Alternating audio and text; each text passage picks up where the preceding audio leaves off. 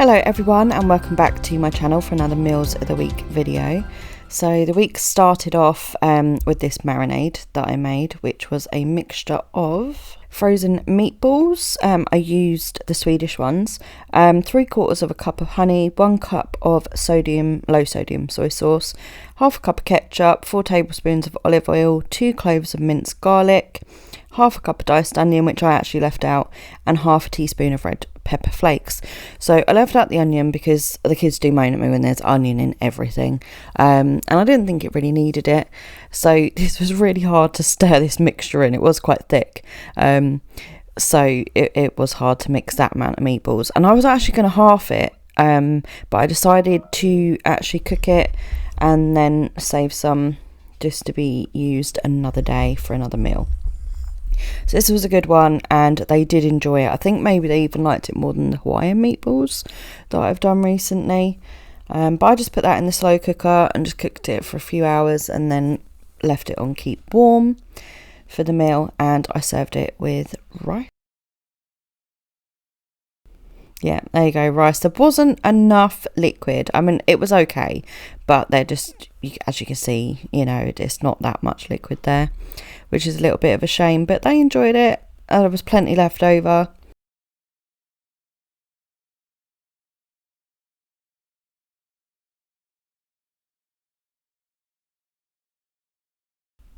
On to our next meal. So we'd gone to Costco and we got a rotisserie chicken because we tend to go sort of later in the evening, and when we get home it's late for dinner. So I took off the skin and shredded up the chicken. I did leave some for another meal because we just didn't need a whole chicken between us. When I shredded it up, it goes really well. I did a whole bowl of chips to share out, and then we had it with some flatbreads.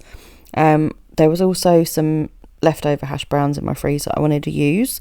So some people had hash browns, some people had a mixture of the two, and that worked really well. We used the Deli Kitchen flatbreads, which I think are just the best, by far superior, the Deli Kitchen stuff, it really is. So this was just a really quick and simple meal, and I actually put the chicken skin in the air fryer and crisped it up, and it was, oh my god, it was amazing. It was a chicken crisp. It was fantastic. I just wish we'd had more of the skin.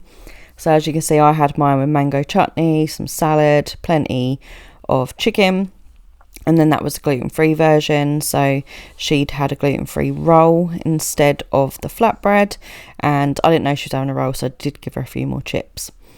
And then on this day I did some air fryer roast potatoes.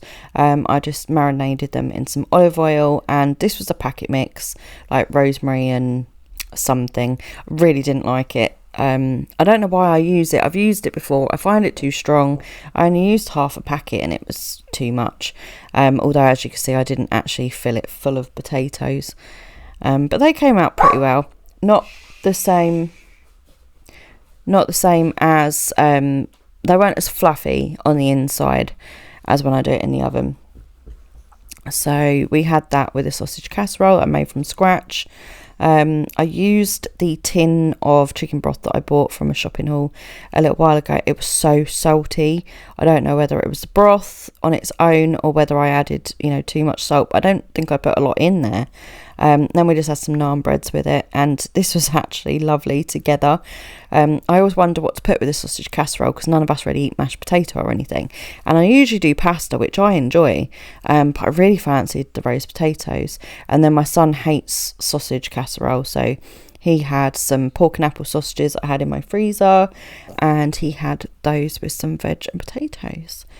And on our last day we had 2 different meals. So this is pork belly. These are the hugest pieces of pork belly. I don't know why I put 2 of them on my plate. I only ate 1. And again, more roast potatoes, some broccoli and loads of gravy. This was a nice dinner, but because they were so big, I underestimated how long they were going to take to cook, and they weren't ready when everything else was ready. So I had to put them in the air fryer for a bit. And then my daughter, she doesn't eat pork. She wanted to make a pasta bake thing. She likes to put vegetables in hers. So she had some of the broccoli, she had some of the pasta. This is a gluten-free pasta. And then she had a salad with hers as well. So that was what she had, and she did make that. I did not. She's given me permission to share it. I just thought, because you don't always see what she eats, because she does often make her own food, and because obviously the gluten-free options, and she's an adult now. So I just thought it'd be nice for you to actually see that for once, the sort of thing she eats. Anyway, thank you for watching, and I'll see you next week. Bye.